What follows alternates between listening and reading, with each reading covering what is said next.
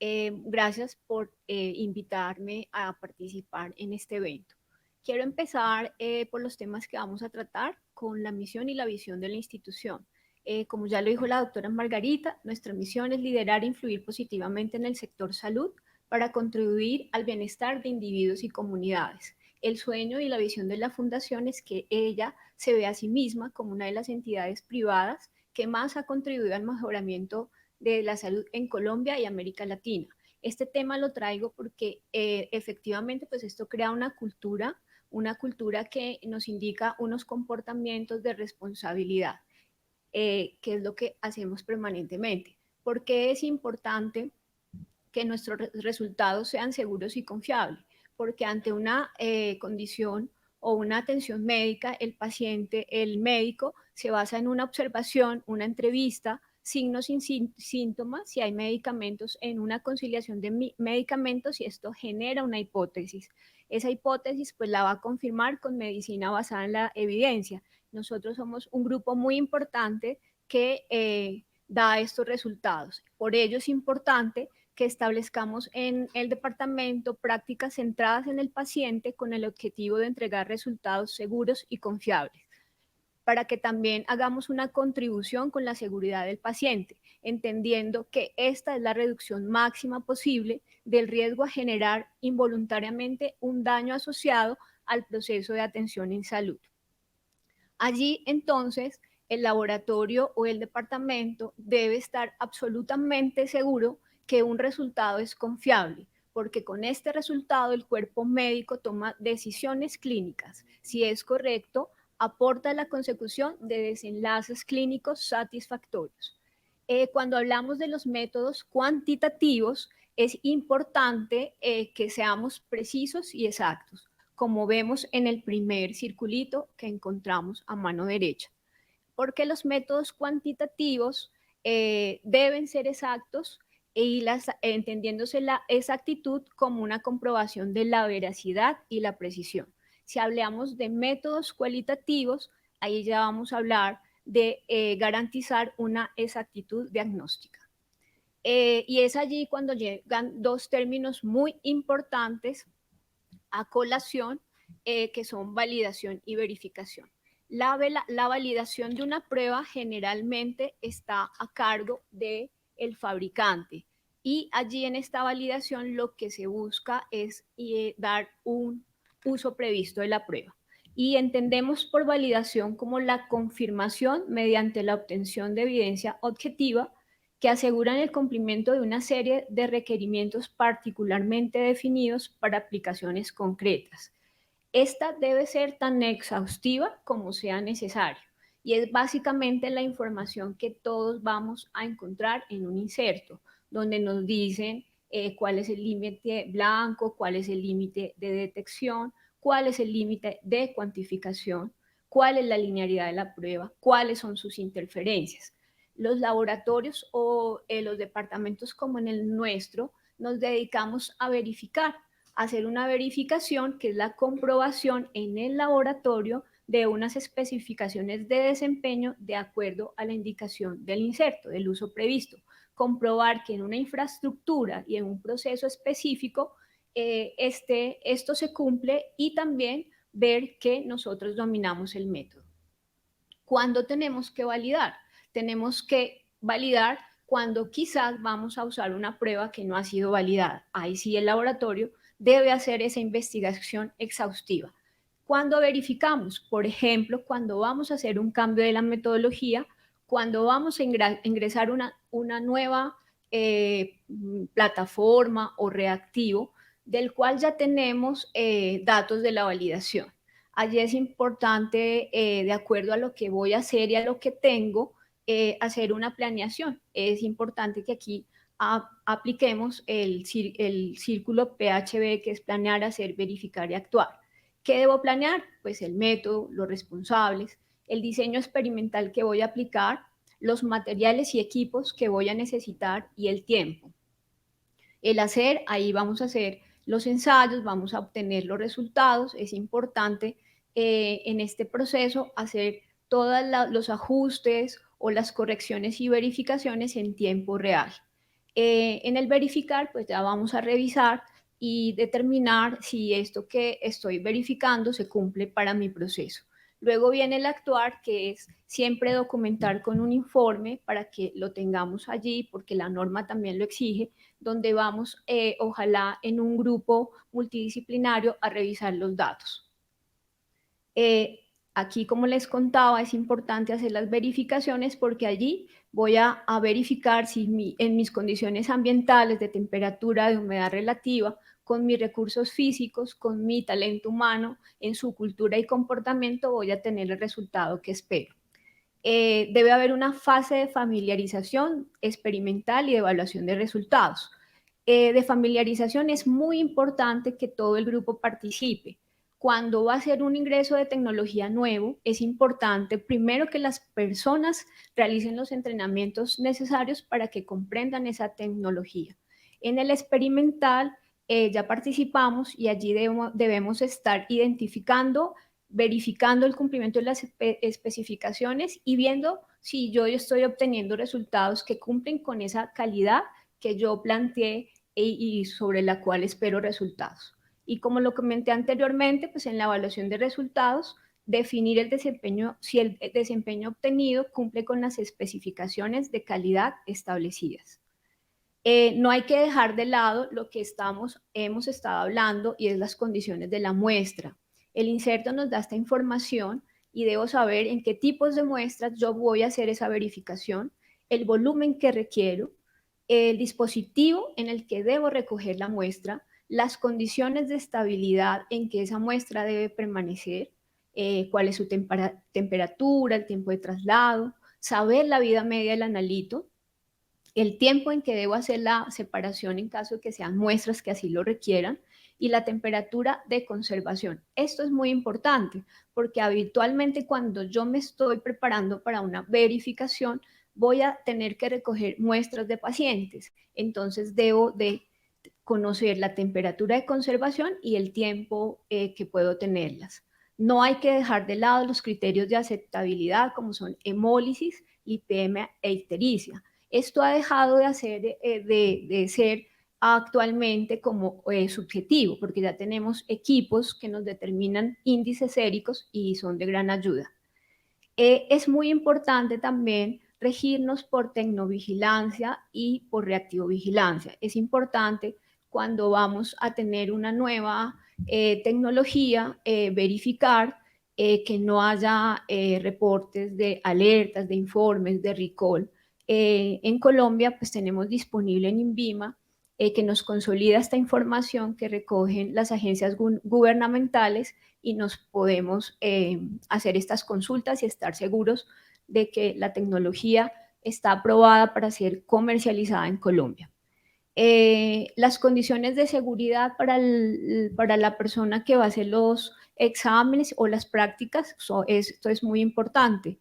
¿Qué elementos de protección personal debemos usar?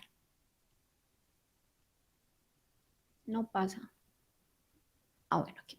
Bueno, entonces para las pruebas cuantitativas, habitualmente lo que hacemos, porque aquí tenemos que pensar en la costo-efectividad. El laboratorio puede y tiene la capacidad de probar todas las características de desempeño, pero básicamente las que más frecuentemente verificamos son determinar el sesgo, que es la proximidad entre una media de comparación del obtenido en el laboratorio con respecto a un valor de referencia verdadero. Allí pues puedo aplicar las guías de la CLCI, la EP15A3, donde voy a verificar precisión y estimación del sesgo, o la EP09, donde voy a hacer una comparación de métodos. Allí pues también en esa comparación de métodos puedo obtener el sesgo. ¿Qué muestras puedo utilizar? Puedo utilizar material de referencia, pero también lo que más frecuentemente utilizamos en nuestro material de control. Puedo también utilizar material de ensayo de aptitud y muestras de pacientes. Allí, como lo dije, vamos a determinar las diferencias entre lo que yo obtengo versus el valor verdadero. Acá les traigo una determinación de veracidad para una técnica por turbidimetría de aptoglobina. Entonces tengo aplico la guía, evalúo 10 muestras, determino cuánto me da cada una, le determino el sesgo, o sea, la diferencia entre lo que yo obtengo y lo que esperaría encontrar. De eso saco un promedio, aplico una T calculada donde la primera X va a ser el valor verdadero menos la media de los 10 datos obtenidos, esto dividido por la desviación estándar de esos 10 datos por la raíz cuadrada de 10. Ese valor que aquí obtengo como ejemplo de 0,32 lo llevo a una tabla T. En la tabla T me voy al 95% de confianza, que es lo que habitualmente trabajamos los laboratorios. Siempre elijo el n-1, entonces me voy en 2 colas a 9 y ese valor de lo que pude yo tener como diferencia de lo obtenido a lo verdadero puede ser 2.262 para este caso. Cuando el valor de la T calculada es inferior, yo puedo diferir que no hay evidencias ni diferencias significativas, es decir, que ese sesgo que se presenta no va a tener ninguna implicación para el paciente. También puedo determinar la veracidad con la comparación de métodos. Allí habitualmente lo que usamos son muestras de pacientes. ¿Cuántas muestras de pacientes debo tener? Nos recomienda la guía que 40, que esas muestras deben estar en las concentraciones que me permitan evaluar todo el rango analítico y que definitivamente debemos tener también muestras en concentraciones en el punto de decisión clínica. Allí entonces vamos a tener un método de referencia y el método que estamos evaluando. Y vamos a determinar el error sistemático. Vamos a graficar los datos y hacer la regresión lineal. Allí, ¿qué debo obtener cuando la validación del método es apropiada? Debo tener una pendiente que esté entre 0,9 y 1,1. Debo tener un intercepto muy cercano a 0. La literatura dice que se aceptan más o menos 2 veces el límite de detección del método. Debo tener un coeficiente de correlación que me va a indicar la correlación fuerte o no entre un método y el otro de 0,95 y 1,10.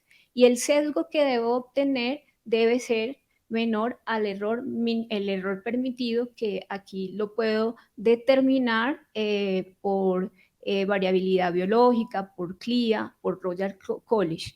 Es importante tener en cuenta que debo siempre consultar el inserto, porque las metas de calidad que yo me fijo como laboratorio tienen que estar inmersas en lo que el uso previsto me dice. No vale la pena tener una meta muy alta cuando si en mi inserto veo el coeficiente de variación va a ser más alto. Otra condición que debo evaluar es la precisión. La precisión de dos maneras, la repetibilidad y la precisión intermedia. La diferencia entre estas dos se basa en que la repetibilidad la hago en un mismo momento con un mismo analista. La precisión intermedia me deja ver el coeficiente de variación en el tiempo. Allí debo hacerla en días diferentes, bajo condiciones diferentes, con analistas diferentes y se puede hacer en diferentes equipos. Con estos datos que me van a estimar el error causado por factores como son el pitpeteo, las condiciones de reacción en los sistemas y otros más que llamamos nosotros errores aleatorios, debo hacer una estimación de la media, de la desviación estándar y del coeficiente de variación. Aquí, ¿qué espero encontrar? Que en condiciones de repetibilidad yo debo tener un error de 0,25 de diferencia con respecto al error total permitido.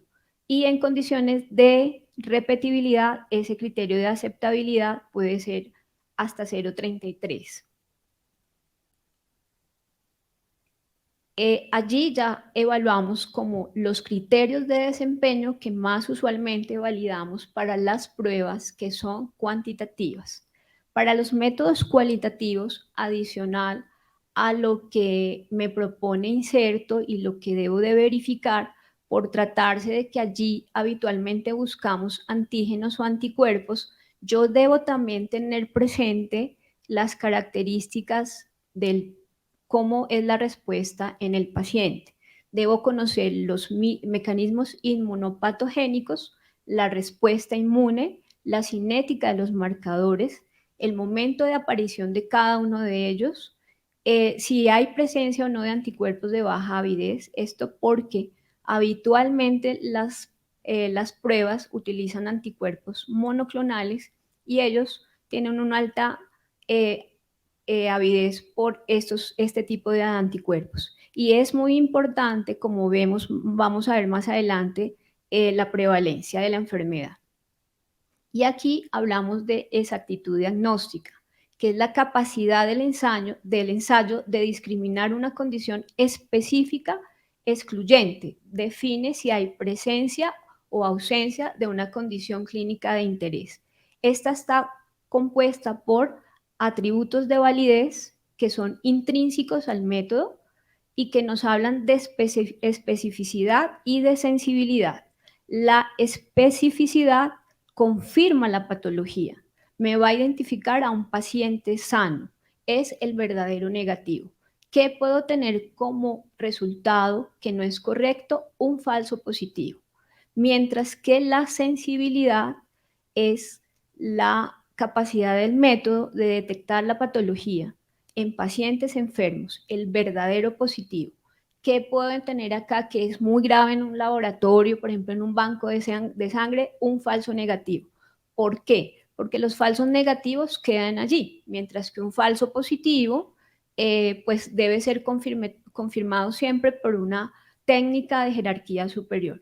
Entonces, cuando estoy ante, por ejemplo, una prueba de HIV, pues yo lo que voy a seleccionar es que tenga una prueba de muy alta sensibilidad, así sacrifique algo de la especificidad. También hay atributos de seguridad y ahí es donde hablamos del valor predictivo positivo y el valor predictivo negativo.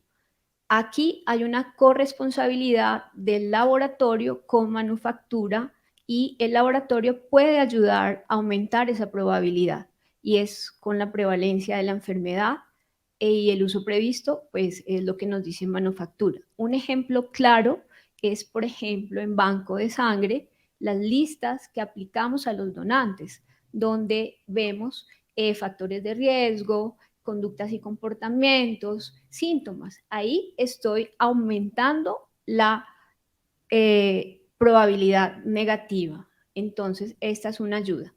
Tenemos también 3 tipos de pruebas de reportes, de cómo reportar estas pruebas. Y dependiendo de esto, las guías nos proponen indicaciones para su verificación. Tenemos una prueba donde se reporta un intervalo no fiable, que se conoce como C5, no, C95, que es lo que nosotros conocemos como la zona de incertidumbre. Allí, cuando tenemos estas pruebas, el método ante una condición positiva o negativa puede darnos falsos positivos o negativos. La prueba tiene la necesidad de amparar estos resultados y crea, por ejemplo, unos intervalos donde dice no es concluyente el resultado. Hay otro tipo de prueba con un único punto de corte, pero también nos da una concentración. Un ejemplo muy claro de esas pruebas son, por ejemplo, las de pruebas de embarazo, que nos dice yo detecto, por ejemplo, 15 o 20 miliunidades internacionales por mililitro. Y tengo otro tipo de prueba que es la de cut-off único. Este método logra generar una señal completamente distinta y es completamente distinta entre tener o no tener la patología que estamos revisando. Estas pruebas generalmente se reportan como presencia o ausencia, detectable o no detectable, reactivo o no reactivo. Acá, dependiendo del método, pues vamos a ver las verificaciones para el cut-off asignado, la guía C12, que me indica cómo hacer estas verificaciones, o cuando voy a comparar métodos. Cuando voy a comparar métodos, puedo tener 2 situaciones. Una, frente a una prueba de igual jerarquía, donde voy a establecer la concordancia y el índice kappa, y una frente a un método confirmatorio y un caso clínico confirmado. Allí, cuando tengo estas muestras, es cuando yo puedo hablar de definir en ellas su sensibilidad y especificidad, porque se cumplen estas dos condiciones. Un método confirmatorio que tengo ya el dato más el caso clínico. La guía nos recomienda para la zona C5, C95, seleccionar un control positivo débil, diluir con un diluyente universal o con una muestra negativa, preparar 10 diluciones y analizar 10 veces cada una de ellas. Acá tengo rápido el ejemplo. Entonces tenemos allí la dilución. En la primera tengo 0,0 del control positivo débil y 1 de diluyente. Y en la última tengo al revés. Toda es control positivo débil, 0 diluyente. Mido 10 veces. Aquí ya les traje el promedio para que sea más rápido. Y empiezo a cada una de las muestras de los datos del índice, ver cuántos tengo positivos y cuántos tengo negativos. Donde en la dilución donde obtengo datos tanto positivos y negativos, ahí está ese punto. Siempre debo de coger la dilución anterior y la posterior para establecer el rango. Entonces, podemos decir, según este estudio, que la zona fiable de esa prueba se encuentra entre 0,9606 y 1,403. Cuando voy a validar, a verificar una prueba con una concentración conocida, lo que yo hago es tener dos muestras. Una que esté el 20% por encima y otra el 20% por debajo. Allí entonces tendría que yo tener una muestra con concentración de 12 miliunidades internacionales por mililitro y otra de 18 miliunidades internacionales por mililitro. A cada una de esas muestras le hago 20 réplicas. Cuando en la prueba este rango de concentración está bien definido, yo esperaría encontrar en la concentración de 18 al menos un negativo versus en la concentración de 12 un positivo. Si no lo obtengo, ese rango no está bien definido. Pasamos ahora a la prueba que me permite confirmar y determinar sensibilidad, especificidad, concordancia, valor predictivo positivo y valor predictivo negativo. Allí la guía nos recomienda evaluar 50 muestras con resultado negativo por el método confirmatorio y condición clínica negativa, versus 50 muestras con resultado por método confirmatorio positivo y condición clínica positiva. Determinamos, estos datos los llevamos a una tabla de 2x2, determinamos la sensibilidad, la especificidad, determinamos la concordancia, el índice kappa, el valor predictivo y negativo. La sensibilidad, en el numerador siempre vamos a tener los verdaderos positivos, en el denominador los verdaderos positivos más los falsos negativos por 100. Ahí tenemos la fracción de los verdaderos positivos. La especificidad son los verdaderos negativos sobre los verdaderos negativos más los falsos positivos por 100. Y allí vamos a obtener la fracción de los verdaderos negativos. En cambio, en el valor predictivo positivo, vamos a tener los verdaderos positivos, pero en el denominador vamos a tener los verdaderos positivos más los falsos negativos. Así vamos a obtener el valor predictivo positivo y al revés vamos a obtener el valor predictivo negativo. La concordancia es todos los que por la metodología superior van a dar positivos versus los que por la metodología en estudio negativos más los positivos sobre el N. Allí vamos a tener los verdaderos positivos y los verdaderos negativos porque por las dos pruebas tuvimos resultados similares. Es importante cuando hablo de concordancias definir si esa concordancia que yo obtuve en esa verificación no corresponde al azar. Y allí tengo una herramienta muy importante que es el índice kappa. Me define si la concordancia observada no es producto del azar y establece si los discordantes obtenidos son relevantes. Ahí vamos a tener una probabilidad observada que es los concordantes, todos los que fueron positivos por los dos métodos, todos los que fueron negativos por los dos métodos. Y lo que debo de despejar es hallar la probabilidad esperada. Se aplica pues la fórmula y voy a tener un grado de acuerdo. El grado de acuerdo que me define que la concordancia se debe no al azar, sino que es real, es cuando yo tengo acuerdo sustancial, que es un resultado de 0,61 hasta 0,80. Y lo que siempre esperaría encontrar es un acuerdo casi perfecto que va de 0,81 a 1. Esto es lo que nosotros habitualmente hacemos en el laboratorio cuando tenemos que hacer unas verificaciones de los métodos. Es lo que nos habitualmente, pues, por los recursos que tiene el laboratorio, puede realizar. Pero como les digo, pues hay guías que nos enseñan a validar cualquiera de las características de los métodos. Paso ahora a un tema que ya hemos visto y que, aunque es el segundo, pues no es el menos importante, y es los errores preanalíticos. La literatura, más o menos, cuando uno revisa, le establece porcentajes de errores entre el 10 y el 80%. Aquí les traje uno como medio. Y lo que uno revisa en la literatura es lo que uno ve en la vida real aquí en esta institución.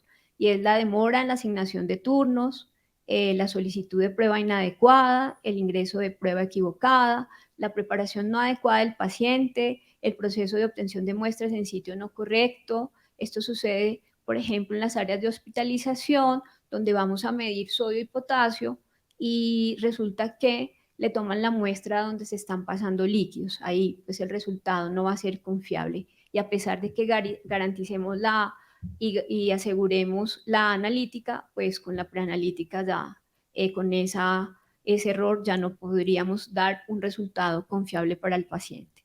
La identificación incorrecta del paciente se sigue presentando a pesar de que nosotros tenemos barreras por estar acreditados con Joint Commission. Tenemos metas de seguridad del paciente donde nos enseñan a utilizar los identificadores del paciente en todo momento en que se va a hacer un procedimiento, pero seguimos teniendo inconvenientes con este tema. Toma y transporte de muestras inadecuados, la relación de volumen de muestra y anticoagulante inadecuado, cuando no dejo llenar el tubo hasta su punto final, volumen de muestras insuficientes y manejo y separación de muestras de forma incorrecta. Obviamente que hay más errores atribuibles a preanalítica porque la preanalítica es más diversa y porque la preanalítica no está a cargo solamente de personal del laboratorio, que estamos entrenados para ello, sino otro grupo de profesionales de la salud. Entonces allí, pues el laboratorio tiene una oportunidad muy grande de trabajo en aras del mejoramiento continuo. El primero que pues yo aquí resalto es la educación y capacitación. El laboratorio debe ser líder en esto y debe trabajar con las áreas que toman las muestras y trasladan las muestras en eso. Ayuda mucho la sistematización.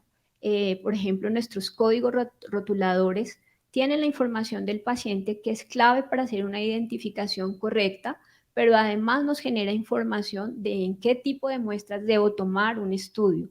Esto ayuda mucho.